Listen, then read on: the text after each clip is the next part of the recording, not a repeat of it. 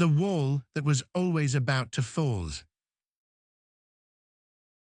On identity held by force. A great wall surrounded a town.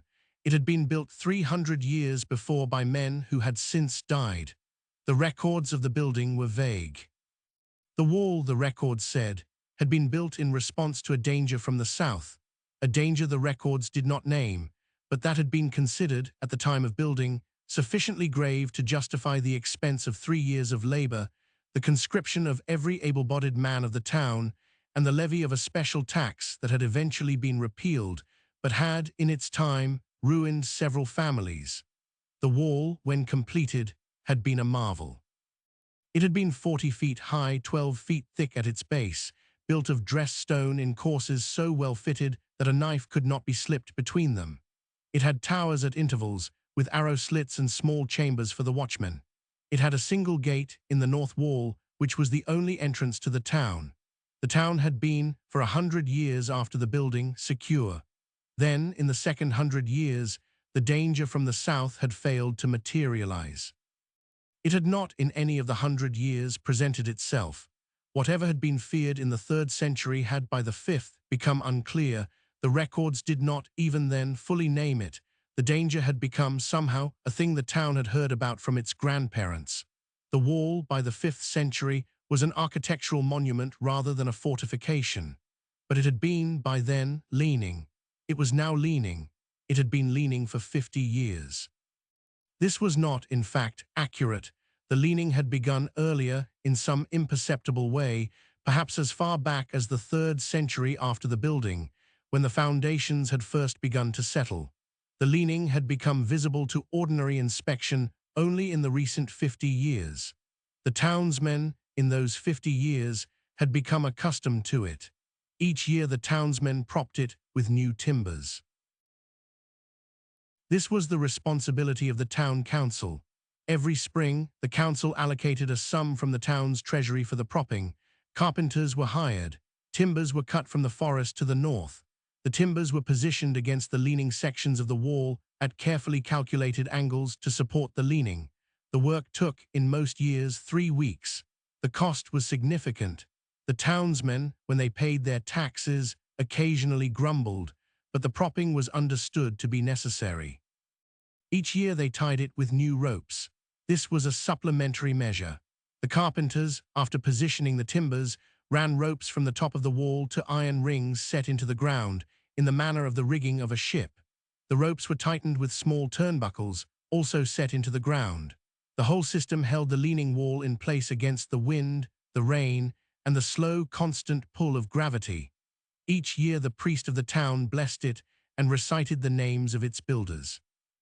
This was a small ceremony held on the 3rd Sunday after Easter. The priest, who in the 5th century after the building was a young man named after the 3rd priest of the town, recited the names. There were perhaps 200 names. The recitation took an hour. The town gathered, in respectful silence, at the base of the wall while it was done. The ceremony had been performed every year for 275 years. Each year the wall leaned a little more. This was, by the 5th century, a fact of life. The wall would, the engineers said, eventually fall. The propping and the ropes and the blessings were not, in the deep sense, holding it up. They were only slowing the rate of the leaning. The engineers had estimated, in their professional reports to the council, that the wall had, at the current rate, perhaps 30 more years before it fell. The reports had been filed.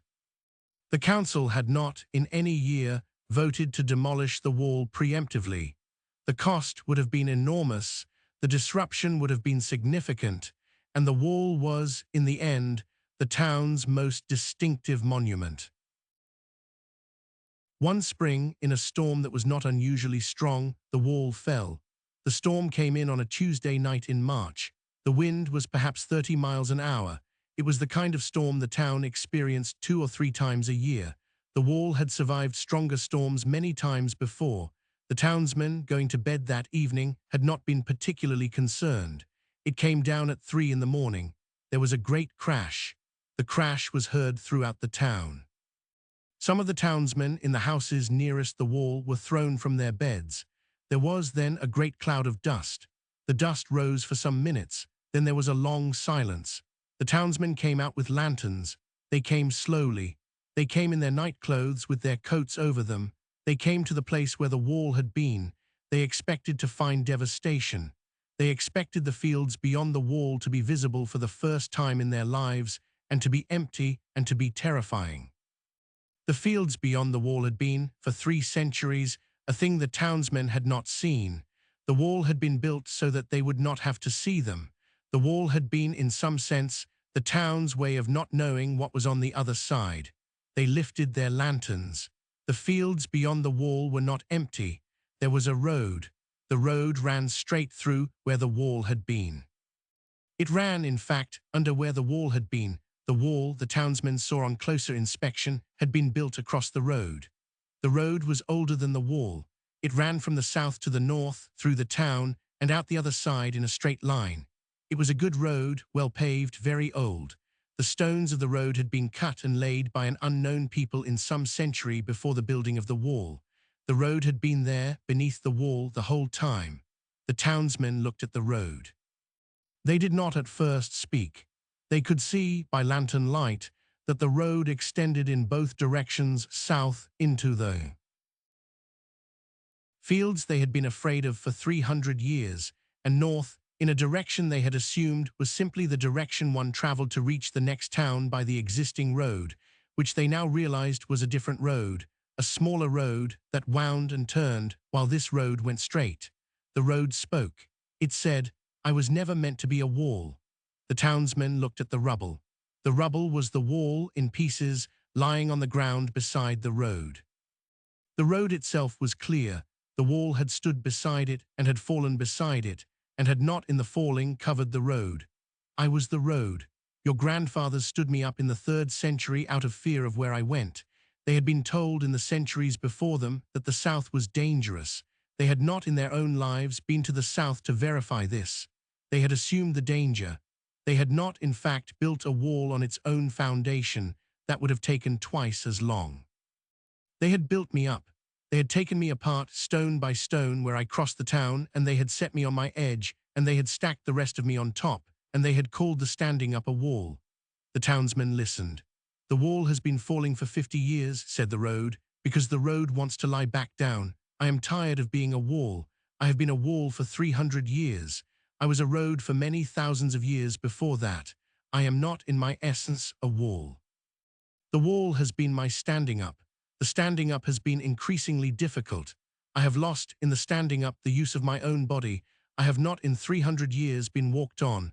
Roads need to be walked on. They are not in any deep sense things, they are activities. I have not in 300 years been performed." "What do we do?" said the mayor, who had come out in his night clothes like the others. "Now I am a road again. Walk on me or do not walk on me. But do not stand me up again. I am tired of being a wall." The mayor consulted the engineers in the days that followed. The engineers confirmed the road's account. The stones of the wall had been, on inspection, the stones of an older road. The pattern of the cutting was characteristic of the road building of a much earlier civilization. The wall, in being built, had been a repurposing rather than a construction. The town debated. There were, in the debate, 3 positions. The first position was that the wall should be rebuilt, that the danger from the south, though it had not materialized in 300 years, might still materialize, and that the town had been safer with the wall. The second position was that the road should be left lying, but that the town should not, on principle, walk on it. The wall had stood for 300 years. Some respect for that history was appropriate, and the road, while interesting, was not, in any obvious way, necessary for the town's life. The third position was that the town should walk the road and see where it went. The third position was, in the first vote, the minority position, but it was the position of, in particular, the younger townsmen. The younger townsmen were curious. They had grown up looking at the wall. They had not in their lives seen the fields to the south. They wanted, now that the wall was down, to see them. Some of the townsmen walked the road. Most did not. The ones who walked it walked south. They came on the first day to fields. They were ordinary fields. They were planted with crops the town had not known about, a kind of wheat with a particular reddish ear, a kind of fruit tree that bore in a different season. They came on the second day to a village. The villagers welcomed them. The villagers had been there for many generations. They had not, in their own time, known of the town to the north. The wall had blocked their travel also in the opposite direction. They were curious to meet the townsmen. They invited them to dinner. The townsmen who walked the road ate dinner in the village to the south. They came home with stories. They came home with the reddish wheat. They came home with cuttings of the fruit tree. They came home, in some cases, with promises to return. The road was after that year in use. The town remained in some province, the town it had always been. But the town was somehow also different. The townsmen who had walked the road were in their habits slightly less afraid. The fields to the south had not been, as the town had been told, a place of danger. The fields had been simply fields with people in them who were in most respects like the townsmen themselves. The next town was in the end much like their own. But the townsmen who walked the road were never quite the same afterwards. They had been in the walking briefly outside the town. They had seen by their own eyes that the wall had been holding in as much as it had been holding out. They had seen that there had been no danger. They had seen that the not walking had been a habit, not a necessity. Most did not walk, most never walked. They lived out their lives in the town on the side of the fallen wall, and they did not in any year cross the road. They had been raised to fear the south. The road's account had not in their own bodies displaced the fear. They could not in their lifetimes walk it. Their grandchildren might. Their grandchildren did in many cases. The walking in the family took 2 generations to become ordinary.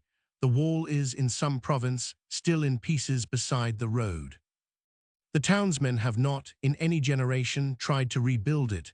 The pieces are, by now, overgrown with grass. The town uses the road for trade with the south. The trade has, in time, become important, but the wall is, somewhere, still in pieces. It does not, in any year, miss its standing.